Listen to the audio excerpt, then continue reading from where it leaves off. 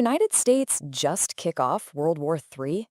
It's a huge question, and after a pretty stunning military operation down in the Caribbean, it's the one that's echoing all over the globe. We're going to break down exactly what happened, and maybe more importantly, what it all means for us. Okay, January 3rd, 2026. You're going to want to remember that date because in the pre-dawn hours, a line was crossed. A really, really big one. One that could totally reshape the international order as we know it. So what happened? Well, you had over 150 aircrafts hitting 7 different sites all across Venezuela. And get this, while bombs were still falling, U.S. Delta Force commandos went in and captured a sitting head of state. By that same evening, Nicolas Maduro wasn't in Caracas anymore. He was in a federal holding cell in New York. Just wild. Now look, this didn't just come out of thin air.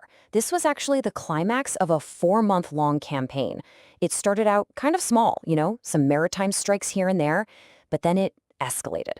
Big time. We're talking the largest U.S. military deployment in that region for generations. And then finally, a full naval blockade, a move that UN experts were already calling an act of illegal armed aggression. And you better believe the shockwaves from this went way beyond just Caracas. No, they hit the very foundations of international law. This is the first ripple effect, and it's a big one. Someone just smashed the rules. And here is the rule they broke. UN Charter Article 2.4. Now this is the bedrock. It's basically the core principle that has, for the most part, stopped big countries from just rolling into smaller ones whenever they feel like it since 1945. And the consensus from all the legal experts? Yeah. They're pretty much all saying Operation Absolute Resolve is a total, blatant violation. I mean, listen to the language people are using. It is incredibly strong.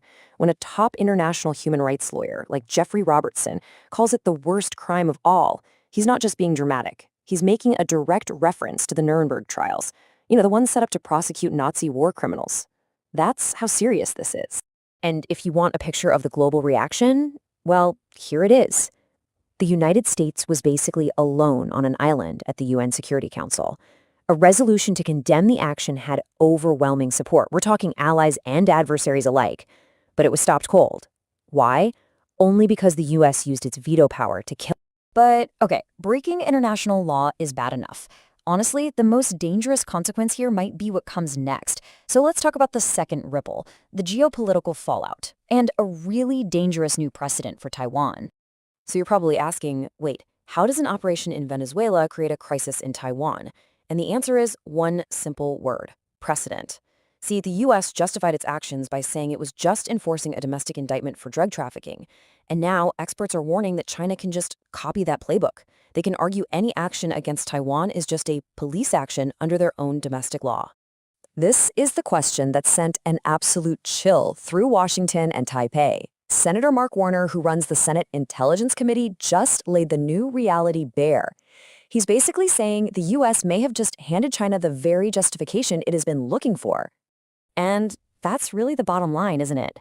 By tearing up the international rulebook, the U.S. has seriously weakened its own ability to criticize anyone else for doing the same thing. Beijing can now argue that a blockade or even an attack on Taiwan isn't an act of war. It's simply domestic law enforcement.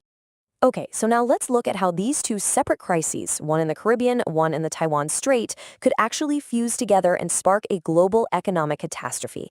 This is the third and final ripple. I want you to think of this as a dual-front shock. A crisis in Venezuela is a classic energy problem. It drives up the price of gas, makes shipping more expensive. It's a pain, but we've seen it before. But a crisis in Taiwan? Whoa, that is a completely different animal. That is an existential threat. It's like someone pulling the plug on the entire digital world. So why is China so deeply invested in what happens in Venezuela? Well, take a look at this. About 80% of Venezuela's oil goes straight to China. But it's not just about fuel. China has over 20 times billion dollars in loans out to Venezuela, and they're getting paid back in oil. So for Beijing, a U.S. blockade isn't just an energy issue. It's a direct hit to their bottom line. Now, let's look at that other front. And this chart, this is arguably the single most important chart in the entire global economy. Taiwan's TSMC makes over 90% of the world's most advanced computer chips. No, that is not a typo. Over 90%. So, what would a conflict over that monopoly look like? Well, Bloomberg Economics estimates that a full invasion scenario would just vaporize over 10% of the global economy. To put that into perspective for you, that's worse than the 2008 financial crisis and the COVID pandemic combined. And the immediate financial shock would be staggering. The Radium Group calculates that over $2.5 trillion in trade would just freeze the moment a blockade is announced. We're talking about your 401k, your pension, your savings, all of it immediately at risk. And this is really where it hits home. The products you use every single day. Your iPhone, the NVIDIA chips that are powering all this new AI, even the brains inside a Tesla, they are basically silicon hostages. Their production would just halt overnight. It would shatter the business models of the world's biggest companies in an instant.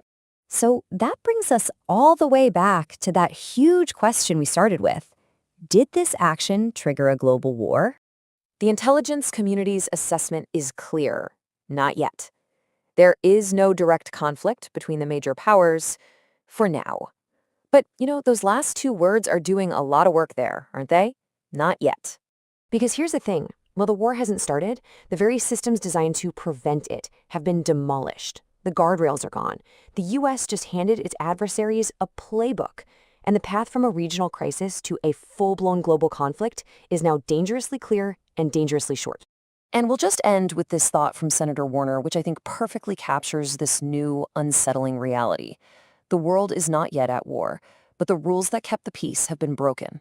And the question that we're all left with is what happens when the next crisis comes and there's nothing left to stop the chaos?